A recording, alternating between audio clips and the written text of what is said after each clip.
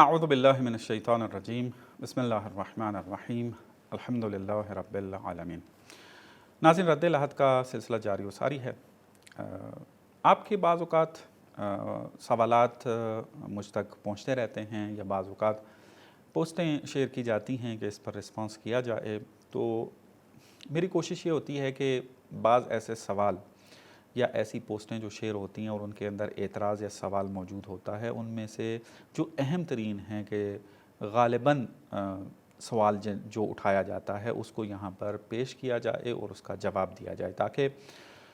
بہت سارے لوگوں کا اس میں فائدہ ہو جائے اور ان کے ذہنوں میں بھی اگر یہ سوال یا اعتراض اٹھا ہے یا اٹھایا گیا ہے ان کے سامنے اور ان کے ذہن میں، تو ان کو جواب مل جائے اور وہ اس میں آگے دین کے اندر اور اپنے ایمان کے اندر مزید پختہ تر جو ہے وہ ہو جائے۔ مجھے ایک پوسٹ موصول ہوتی ہے جو فیس بک پہ ایک شخص نے جو ہے وہ نشر کی تھی۔ میں نے اس کی جو مشخصات ہیں وہ حذف کر دیے ہیں، فقط اس کے متن کو جو ہے وہ یہاں پر لے کر آیا ہوں، چونکہ جو اصل چیز ہے وہ یہ کہ یہاں پر جو ہے وہ اس پر جو اعتراض ہوا ہے اس کو جو ہے وہ جواب دیا جائے۔ شخص جو ہے وہ اہمیت کا حامل نہیں رکھتا، اس کے اندر اس قسم سے اعتراض کیا جاتا ہے۔ پہلے ہم یہ اعتراض پڑھ لیتے ہیں، پھر اس کا جواب دیتے ہیں کہ کہتے ہیں کہ مذہبی خدا کے پیروکار کبھی بھی مذہبی خدا کے وجود یا اس بات کی دلیل نہیں دیتے، گھوم پھر کر ان کی ساری کوششیں بس باشعور خالق والے بیانیے پر اٹکی رہتی ہیں، جو بلا شبہ لامتناہی امکانات میں سے ایک امکان سے زیادہ کچھ نہیں ہے۔ ان کی یہ منطقی ہیرا پھیری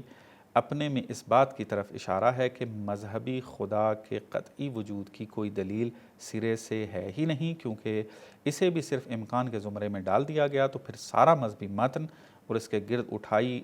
عالی شان بلند و بالا فقہی عمارتیں ایک جھٹکے میں اپنا وجود کھو دیں گی۔ بچت کا واحد راستہ باشعور خالق کی امکانی بحث اور مذہبی خدا کے قطعی اصرار پر منحصر ہے، خواہ یہ منطقی طور پر کتنا ہی غلط کیوں نہ ہو۔ خوب، یہ متن تھا کہ جو بیان کیا گیا یہاں پر۔ اس میں دعویٰ یہ کہ مختلف جو ہے وہ دعوے کیے جا رہے ہیں۔ پہلا دعویٰ یہ کیا کہ جو مذہب ہے اور مذہب کے پیروکار ہیں ان کے پاس کسی قسم کا کوئی آرگومنٹ نہیں ہے مضبوط خدا کے وجود پر۔ تو میں عرض کروں گا کہ یہ آپ یوں کہہ لیں شعار ہے۔ اگر یہ تاریخ پڑھنا شروع کریں بشریت کی، فلسفہ ہو، کلام ہو، بڑے بڑے جو فلاسفر گزرے ہیں ان کو دیکھیں، جو علمی طور پر آپس میں ڈیبیٹس کرتے رہے ہیں ان کو دیکھیں، تو آپ کو نظر آئے گا کہ انہوں نے خدا کے وجود پر بہت ساری دلیلیں جو ہیں وہ ذکر کی ہیں۔ درست ہے کہ جو دلیلیں ذکر کی گئی ہیں ان کے اوپر سوال بھی اٹھائے گئے ہیں، لیکن سوال کا اٹھایا جانا اس بات کی علامت نہیں ہوتی کہ وہ چیز غلط ہے۔ فقط یہ کہنا کہ سوال اٹھ گیا ہے، اعتراض ہو رہا ہے، فلانے نے اس کو رد کر دیا ہے، بس یہ دلیل کسی کام کی نہیں ہے نا، بلکہ اس کو غلط اس طریقے سے ثابت کریں۔ آپ اگر کہتے ہیں کہ یہ 100% غلط ہے اور عقل کے مطابق نہیں ہے، منطقی طور پر ثابت نہیں ہے، تو پھر آپ کو یہ ثابت کرنا ہوگا کہ اس جہان میں جتنے عاقل انسان ہیں، منطقی فکر رکھنے والے انسان ہیں، وہ خدا کے فکر نہیں رکھتے۔ پھر آپ کو یہ ثابت کرنا ہوگا۔ لیکن آپ پوری تاریخ پڑھ کے دیکھ لیں اور آج تک بھی کہ جہاں پر اس وقت ٹیکنالوجی اپنے عروج پر ہے، سائنٹزم کا بول بالا ہے اور الحاد کو مختلف ذرائع کے ساتھ جو ہے وہ پھیلایا جا رہا ہے اپنی پوری قوت کے ساتھ، لیکن ہم دیکھتے ہیں کہ آج بھی بہت سارے ایسے افراد پوری دنیا میں موجود ہیں، چاہے وہ سائنسدان ہوں، چاہے وہ فلاسفر ہوں، چاہے پروفیسر ہوں، پڑھا لکھا طبقہ جو ہے ایک بڑی تعداد میں خدا کو مانتا ہے۔ تو آپ یہ کہتے ہیں نا کہ خدا کی فکر جو ہے وہ غیر منطقی ہے، یہ درست نہیں ہے، اور دلائل اس کے رد ہو چکے ہیں، وہ کسی بھی طریقے سے قابل قبول نہیں ہے نا۔ اگر دلائل اتنے مضبوط نہ ہوتے اور آپ یوں کہہ لیں کمزور ہوتے کہ ایک عام آپ جیسا انسان بھی اس کو کہے کہ یہ رد ہو گئے ہیں، تو پھر آپ کو کانٹ جیسی شخصیت کہ جس نے عقل کے ذریعے تو آ کر بہت ساری دلیلوں پر سوال اٹھایا لیکن خدا کا انکار نہیں کر سکا، اس نے پھر دلیل دی خدا کو کے اوپر اور خدا کا قائل ہو گیا۔ اگر خدا کے اوپر دلائل اتنے زیادہ کمزور ہوتے تو پھر نیوٹن جیسا اتنا بڑا سائنسدان پوری زندگی جو ہے وہ کسی باشعور خالق کی فکر کے اوپر باقی نہ رہتا. خدا کو مانتا تھا, خصوصیات میں فرق ہو سکتا ہے, ابھی اس میں بحث نہیں ہے. لہٰذا اسی طریقے سے آئنسٹائن کو لے لیں, اسی طریقے سے آپ ڈیکارٹ کو لے لیں, اور بہت ساری شخصیات ہیں کہ جن کے اوپر پوری دنیا کا انحصار ہے علمی طور پر. مثلا ڈیکارٹ کی شخصیت عام شخصیت نہیں ہے, کانٹ کی شخصیت کوئی عام شخصیت نہیں ہے. اسی طریقے سے سائنس کی دنیا میں آپ نیوٹن لے لیں, آئنسٹائن لے لیں, اور اس طریقے سے دوسرے بعض سائنسدان ہیں کہ جو نہ جان نہ چھڑا سکے خدائی فکر سے. بس یہ دعویٰ کر دینا, یہ جو انہوں نے کہا کہ مذہبی خدا کے وجود یا اس بات کی دلیل نہیں ہے, نا دلیل ہے. برہان نظم جسے کہا جاتا ہے بہترین دلیل ہے. حتیٰ رچرڈ ڈاکنز جب فرانسس کالن کے ساتھ ڈیبیٹ کرتا ہے, نیٹ کے اوپر موجود ہے, دیکھ لیں جا کر, تو وہ جو ہے وہ یہ کہتا ہے کہ یہ جو فائن ٹیوننگ کا آرگومنٹ ہے یہ ایک باشعور ذات کو ثابت کرتا ہے, لیکن آپ لوگوں کے خدا کو ثابت نہیں کرتا. خوب, یہ ایک الگ بحث آ جاتی ہے. ایتھسٹ کا دعویٰ یہ ہے کہ یہ کائنات ایکسیڈنٹ کا نتیجہ ہے, اتفاق کا نتیجہ ہے, چانس کا نتیجہ ہے, اس کے پیچھے کوئی شعور نہیں ہے, اس کا کوئی خالق نہیں ہے. تو لہٰذا پہلا جو سٹیپ بنتا ہے وہ یہی بنتا ہے کہ ہم ثابت کریں کہ اس کائنات کے پیچھے کوئی شعور ہے, اس کا کوئی بنانے والا ہے, اس کی کیا خصوصیات ہیں وہ بعد کا مرحلہ ہے. تو لہٰذا جب ایتھیسٹ آ کر یہ دعویٰ کر رہا ہے تو پہلا قدم یہی تو اٹھانا ہے کہ آپ سائنس کے ذریعے آ کر, ڈارونزم کے ذریعے, بگ بینگ کے ذریعے اور اس طرح کی بعض تھیوریوں کے ذریعے آپ جو ہے وہ نیورولوجی کا سہارا لے کر جو ہے وہ ثابت کرنے کی کوشش کرتے ہیں کہ اس کائنات کا بنانے والا کوئی نہیں ہے, اس کائنات میں شعور نہیں ہے, اس کے کائنات کا کوئی ہدف نہیں ہے, اس کی کوئی غایت نہیں ہے. تو ظاہر سی بات ہے یہاں پر پھر جو ڈیبیٹ ہوگی ان ملحدوں کے ساتھ وہ اس مقام پر ہوگی, نہ کہ خصوصیات کے اندر. خصوصیات کا تو بعد کا مرحلہ ہے. اور اگر فائن ٹیوننگ کے اندر شعور ثابت ہو جاتا ہے اور ایک اس کوئی بنانے والا ثابت ہو جاتا ہے, اس کو اگر کھولنا شروع کر دیں تو اسی کے اندر ایسی صفات نکلیں گی کہ جس کو مذہبی خدا بیان کیا جاتا ہے. مثلا اس کا حکیم ہونا, اس کا قادر ہونا, اس کا علیم ہونا. جو ذات اس نظم کو ایجاد کر رہی ہے بغیر علم کے, بغیر قدرت کے, بغیر حکمت کے تو یہ کام نہیں کر سکتی ہے. تو آہستہ آہستہ پھر جو ہے وہ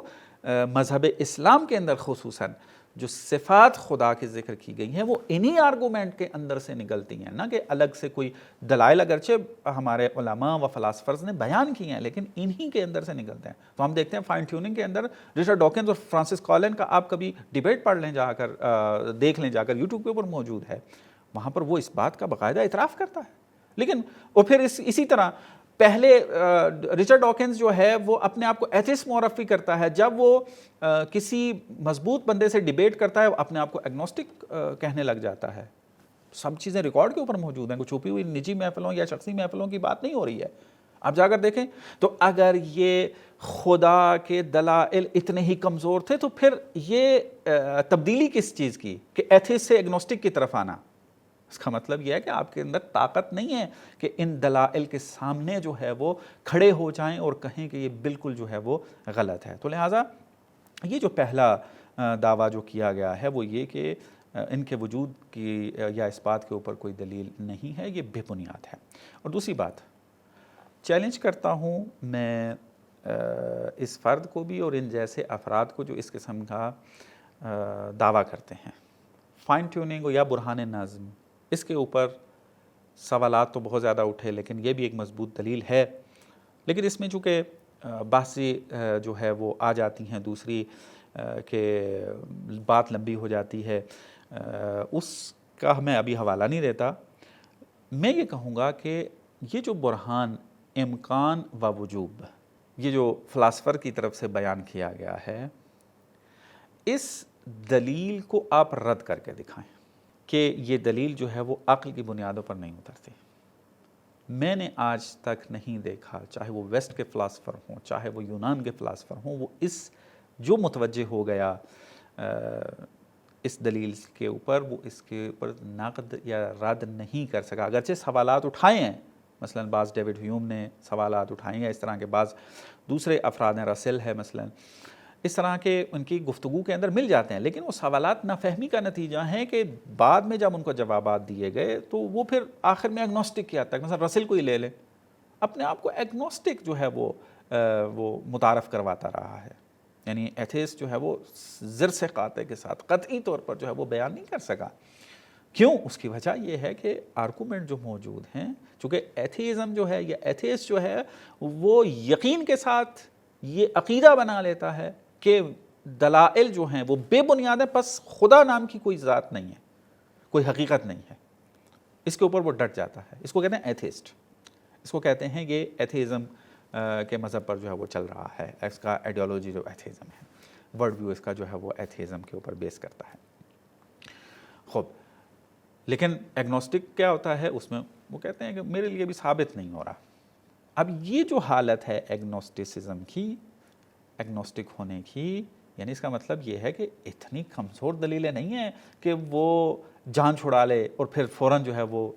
ایتھیزم کی طرف جو ہے وہ چلا جائے یا ایتھیسٹ بن جائے۔ تو یہ برہان امکان و وجوب جو ہے وہ مضبوط ترین دلیل ہے کہ اس کے اوپر میں نے بعض درسوں میں اس کی طرف اشارہ کیا ہے، انشاءاللہ تفصیل سے اس کے اوپر مزید باتیں آتی رہیں گی اور آپ لوگ بھی مطالعہ کریں تو آپ کو بہت ساری چیزیں جو ہیں پڑھنے کو ملیں گی۔ خوب، یہ بعض چیزیں ہوں گی۔ پھر یہ کہتے ہیں کہ گھوم پھر کر ان کی ساری کوششیں بس باشعور خالق والے بیانیے پر اٹکی رہتی ہیں۔ اس کی وجہ یہ ہے کہ آپ لوگ شعور کا انکار کر رہے ہیں۔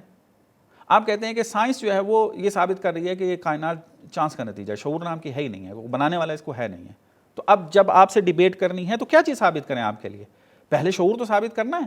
کہ ایک ذات ہے جو بنانے والی ہے اور وہ شعور بھی رکھتی ہے۔ صفات کی بات تو پھر بعد میں آئے گی، تو لہٰذا اسی بات کے اوپر ہی ڈٹنا جو ہے وہ ضروری ہے اور آپ کے اوپر ڈیبیٹ کرنا ہے۔ یہ جملہ پتہ پھر آپ کیوں کہہ رہے ہیں یا اس طرح کے افراد کیوں کہتے ہیں؟ اس کی وجہ یہ ہے کہ جب ڈارونزم اور نیو ڈارونزم نے آ کر برہان نظم کو جو ہے وہ رد کیا اور پھر اس کے ذریعے الحاد کو پھیلانے کی کوشش کی اور پھر تیزی کے ساتھ اس میں کامیاب بھی ہوئے ویسٹ کے اندر اور پھر بعض مشرق وسطیٰ کے اندر بھی اور اسلامی دنیا کے اندر بھی، ایک حد تک جو ہے وہ نوجوانوں کو اپنی طرف جذب کرنے کی ایک کوشش ان کی رہی۔ تو جب یہ انہوں نے برہان نظم کو رد کیا اور پھر آہستہ آہستہ یہ کہنے لگ گئے کہ کائنات جو ہے وہ کسی خالق کی محتاج نہیں ہے، یہ ایوولوشن کا نتیجہ ہے، خلقت نہیں ہوئی ہے، یہ دلائل آئے ہیں، تو یہ ساری چیزیں آگئیں، تو مقابل میں جب سائنسی اعتبار سے رد کیا جانے لگا، مثلا ایک علمی تحریک جو ہے وہ وجود میں آتی ہے انٹیلیجنٹ ڈیزائن کے نام سے، کہ جو مسیحی ہیں معمولاً لیکن سائنٹیفک جو میتھڈ ہے اس کو بروئے کار لاتے ہوئے، اس کو استعمال کرتے ہوئے، یعنی خود گئے ہیں یونیورسٹیوں کے اندر، سائنسدان بنے ہیں، انہوں نے سائنس کو پڑھا، ان کی تھیوریز کو سمجھا، ان کے ٹرم کو سیکھا اور پھر آ کر سائنسی ایویڈنس کی بنیاد پر ان سائنسی دلائل کے ذریعے جو الحاد پھیلا رہے تھے ان کا رد کیا۔ تو اب پھر یہ تو نہیں کہہ سکتے کہ یہ ایویڈنس جو ہے وہ جو آپ دے رہے ہیں یہ غلط ہے، وہ کہتے ہیں کہ تم سائنسدان ہی نہیں ہو، تمہارا پیپر جو ہے وہ کسی بڑے اس میں مجلے کے اندر یا جریدے کے اندر چھپا نہیں ہے، یا پھر یہ کہتے ہیں کہ تم پھر آ کر اپنے مذہب کو ثابت کرو نا، عیسائیوں کہتے ہیں کہ تم اپنا خدا ثابت کرو، اسلام کہتے ہیں تم اپنا خدا ثابت کرو، تو اس چیزوں میں کیوں پڑھ رہے ہو؟ کیوں؟ اس کی وجہ یہ ہے کہ یہ والا جملہ کہہ دینا، یہ کئی جگہ پر میں نے دیکھا ہے، خود بھی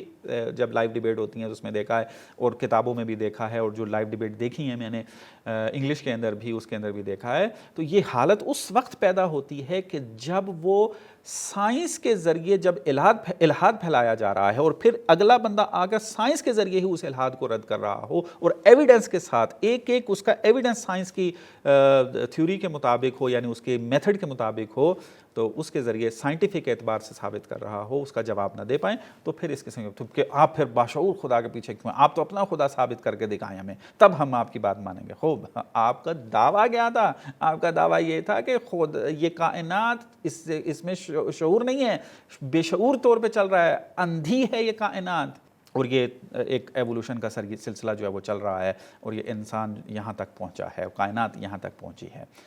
تو اب ہمارا جو قدم بنتا ہے وہ یہی ہے کہ آپ لوگ جس کا انکار کر رہے ہیں، آپ ہی کے میتھڈ کو استفادہ کرتے ہوئے، آپ ہی کی اپروچ کو لیتے ہوئے، آپ ہی کے دلائل کو، آپ ہی کے شواہد اور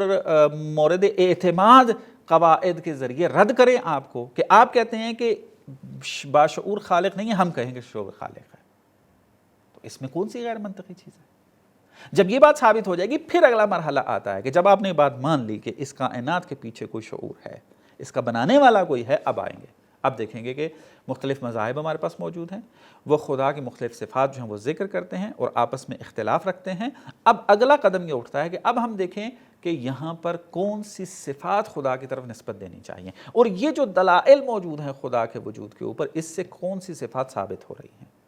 جیسے میں نے آپ کو عرض کیا کہ اگر آپ نے اس کائنات میں شعور کو مان لیا اور اس بات کو مان لیا کہ ایک ہے جو اس کائنات کو خلق کرنے والا ہے، تو خدا کی سب اہم صفات ثابت ہو جاتی ہیں۔ اس پیچیدہ نظام کو دیکھ کر انسان حکیم ذات کی طرف متوجہ ہو جاتا ہے، ایک انتہائی زیادہ علم رکھنے والی ذات کی طرف متوجہ ہو جاتا ہے، اور ایک آپ یوں کہہ لیں کہ بہترین ذات کی جو قادر مطلق ہے اس کی طرف جو ہے وہ متوجہ ہو جاتا ہے، کہ چونکہ نظم جو ہے وہ بہت دقیق ہے، اس طریقے کے ان چیزوں کی طرف جو ہے وہ چلا جاتا ہے۔ بس یہ اس طرح کا دعویٰ کرنا یہ شعار ہے، اور اس کی کوئی وقت جو ہے وہ نہیں ہے۔ میرے خیال میں ان باتوں کے تناظر میں جو باقی باتیں بھی ان کی موجود ہیں، ان کا جواب جو ہے وہ مل جاتا ہے۔ یہ جو انہوں نے کہا کہ یہ منطقی نہیں ہے، مذہبی خدا کے قطعی اصرار پر منحصر ہے، خواہ یہ منطقی طور پر کتنے غلط، نا منطقی طور پر غلط نہیں ہے، منطقی طور پر خدا ثابت ہے۔ آپ کا سائنس کے ذریعے خدا کا انکار کرنا غیر منطقی ہے، اور اس کو میں متعدد اپنے لیکچرز میں رد العاد کی اسی سیریز کے اندر بیان کر چکا ہوں کہ سائنس کا وظیفہ کیا ہے، سائنس کیا لمٹ رکھتی ہے، اور نوبل پرائز رکھنے والے سائنسدانوں کی کتابوں سے ریفرنس دے کر آپ کو بتایا تھا کہ سائنس لمٹ رکھتی ہے، اور وہ میٹافزیکل حقیقتیں جو ہیں اس کی طرف جانے کی صلاحیت نہیں رکھتی ہے۔ ان کی نسبت وہ نہ ہاں کر سکتی ہے نہ کر سکتی ہے۔ سائنس کا تعلق ہے فقط مادی دنیا کی تفسیر کرے، اور وہ کر رہی ہے، لیکن آپ اگر جم ماریں گے اور اس کے ذریعے آپ غیر مادی چیز کو ثابت کرنے یا انکار کرنے کی طرف لگ جائیں گے، تو یہ غیر منطقی ہے۔ بس الہات کا دعویٰ غیر منطقی ہے،